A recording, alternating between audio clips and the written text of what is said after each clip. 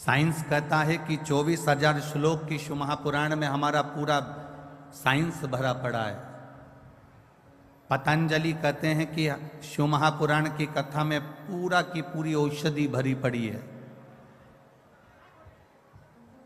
भक्त कहते हैं शिव महापुराण की कथा में केवल भक्ति भरी पड़ी है।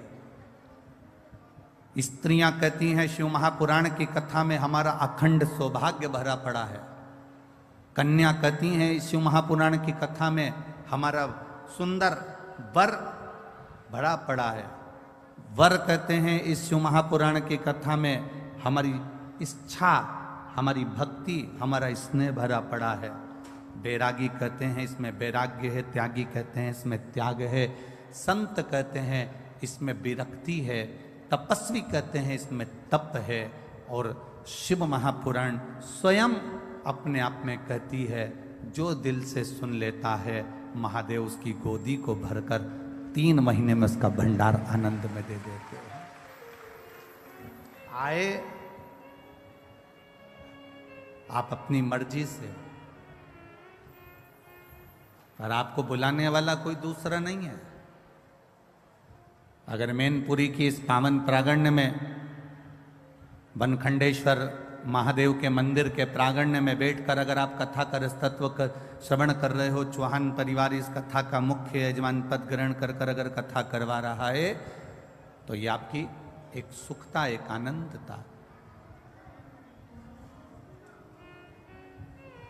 बैठो कथा में और ये मत सोचना कि शिव महापुराण की कथा में जाकर बैठे हो। तुम तो ये विचार करना कि हम देवाधिदेव महादेव के पास में बैठकर अपने दिल की बात भगवान शिव जी से कहने के लिए बैठे। हम अपने मन की बात भगवान शंकर को बताने के लिए बैठे। और जब हम उससे कहेंगे तो वो सुनेगा, सुनता है।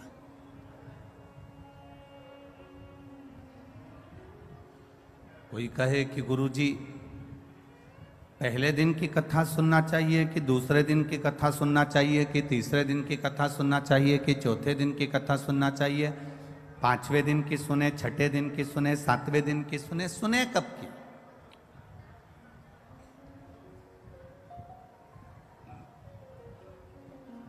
सात दिन की शिवपुराण है।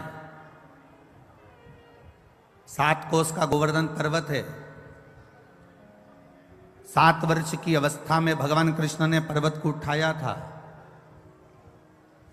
7 दिन में आपका और हमारा जन्म हुआ है। रविवार, सोमवार, मंगलवार, बुधवार, गुरुवार, शुक्रवार, शनिवार, ये 7 दिन में आप भी पैदा हुए और हम भी पैदा हुए।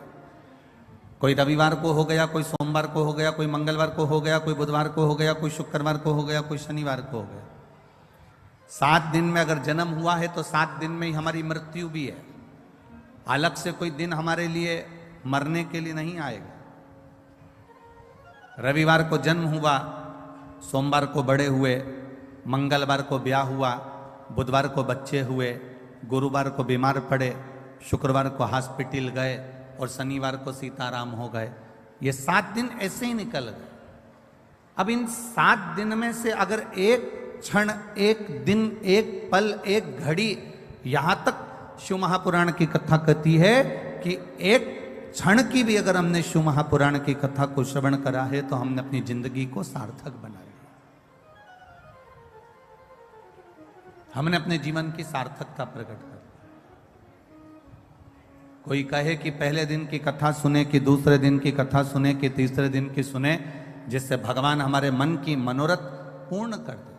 हम कहते जो दिन आपको मिल जाए, जो क्षण आपको मिल जाए, जो पल आपको मिल जाए, जो घड़ी आपको मिल जाए, आप उस बीच में भगवत भजन करें। कोई गारंटी है? अरे बोलो तो रे मैनपुरी वालों, कोई गारंटी है कि तुम 80 साल जियोगे कि 70 साल जियोगे कि 100 साल जियोगे कि 50 साल जियोगे? यहाँ तो शिव पुराण की कथा कहती है एक दिन की भी गारंटी नहीं है महाराज। एक कपड़ा लेकर आते हो तो उसकी गारंटी दे देता है, मेरी 1 साल की गारंटी है कि इस कपड़े का कलर नहीं जाएगा। एसी लेकर आते हो तो उसकी गारंटी हो जाती है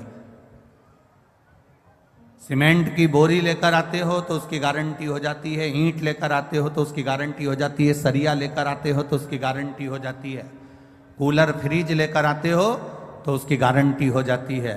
पर केवल किसी को ले जाकर अपनी पत्रिका भी दिखा दोगे और वो पंडित जी ने कह दिया कि ये तो 80 साल जिएगा, तो तुम पंडित जी से कह दो कि लिख कर दे दो कि गारंटी कार्ड बना दो कि मैं 80 साल तक जीऊंगा, तो पंडित जी भी कह देंगे ये कोई भरोसा नहीं कि तू 80 साल जिएगा, क्योंकि इस शरीर की कोई गारंटी नहीं, ये कब चले जाए, इसका प्राण पखेरु कब समाप्त हो जाएगा, इसकी कोई गारंटी।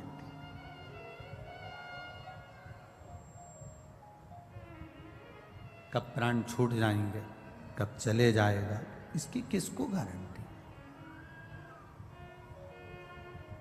पहला दिन मिले तो भी भजन करिए, दूसरा दिन मिले तो भी भजन करिए, तीसरा दिन मिले तो भी भजन करिए, चौथा दिन मिले तो भी भजन करो, पांचवा दिन मिल जाए तो भी भजन करो, छठा दिन मिल जाए तो भी करो। जो समय हमें मिल रहा है, जो पल हमें मिल रहा है, जो समय हमको प्राप्त हो रहा है, उसमें भगवान का भजन करिए।